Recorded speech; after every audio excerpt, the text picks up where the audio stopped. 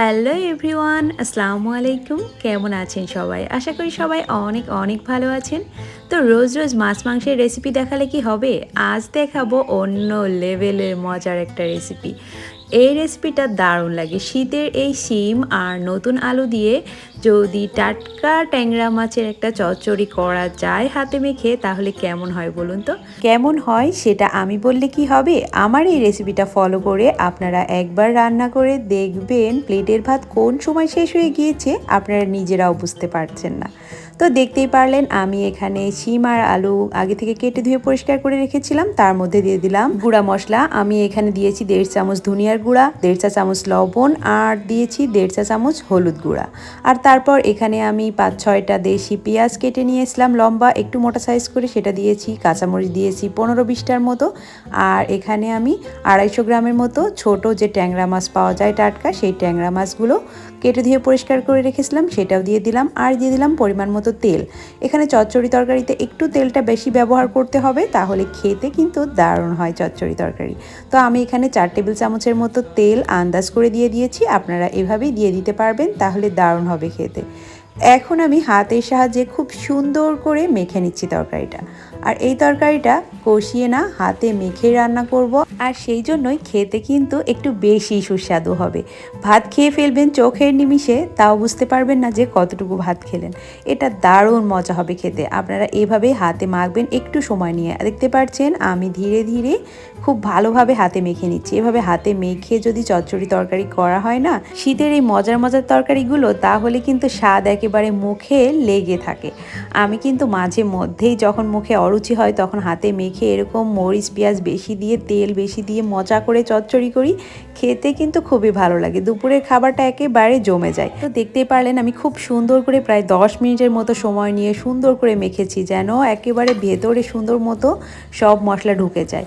এখন আমি পরিমাণ মতো পানি দিচ্ছি, যেহেতু চচ্চড়ি তরকারি। আমি এখানে 2.5 কাপের মতো পানি অ্যাড করে দিয়েছি। দিয়ে চুলাটা অন করে দিয়েছিলাম ঢাকনা দিয়ে ঢেকে। তারপর 3-4 মিনিট পর আমি ঢাকনাটা খুলে দেখি যে বলক চলে এসেছে। এখন আমি একটু সুন্দর করে নেড়ে চেড়ে দিব, যেন সব মশলা লবণ ঝাল সব মিশে যায় তরকারির মধ্যে। একটু মাঝে মধ্যে অবশ্যই নেড়ে দিতে হবে, নেড়ে না দিলে কিন্তু ভালো হবে না তরকারিটা।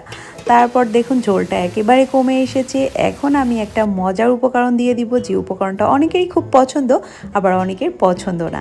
তো ধনিয়ার পাতা দিয়ে আমার কাছে চচ্চড়ি তরকারি দারুণ লাগে খেতে। তবে কারো যদি অপছন্দ থাকে অবশ্যই স্কিপ করতে পারেন, এতে কোনো সমস্যা নাই।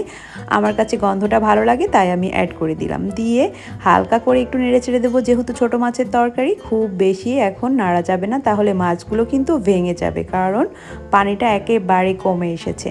এখন আমি হালকা করে নেড়ে আবার ঢাকনা দিয়ে ঢেকে রান্না করে নিব 5 মিনিটের মতো। তো 5 মিনিট পর দেখতে পাচ্ছেন সামান্য ঝোল আছে, একেবারে ঝোল নাই বললেই চলে। নিচ দিয়ে হালকা হালকা তেল উঠে আসছে।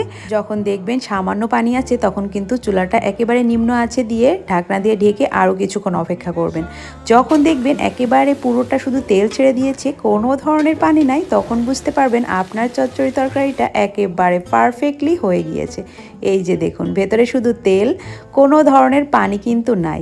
তো এরকম তেল তেলে হলেই আপনার বুঝতে হবে যে চচ্চড়ি পারফেক্টলি কুক হয়ে গিয়েছে। নিচে হালকা পোড়া লাগাবেন, তাহলে খেতে আরও দুর্দান্ত হবে। তো দেখুন আমি কিন্তু হালকা হাতে নেড়ে চেড়ে রান্না করেছি, একটা মাছ বা তরকারি কিছুই ভেঙে যায় নাই।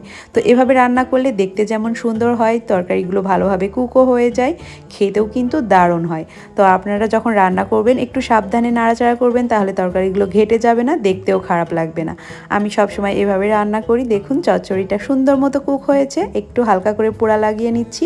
ঢাকনাটা এই সময় উঠিয়ে দিবেন, তাহলে সুন্দর মতো পোড়া লেগে যাবে। তো কেমন লাগলো আমার রান্নাটা? এই চচ্চড়ি তরকারিটা আপনারা আজই বাসায় করে ফেলুন, কারণ এখন কিন্তু শিম ট্যাংরা মাছ খুবই অ্যাভেলেবেল। তো যদি রান্নাটা ভালো লেগে থাকে, তাহলে অবশ্যই আমার চ্যানেলটি সাবস্ক্রাইব করে দিবেন, লাইক কমেন্ট করে আমার পাশে থাকবেন। আল্লাহ হাফেজ।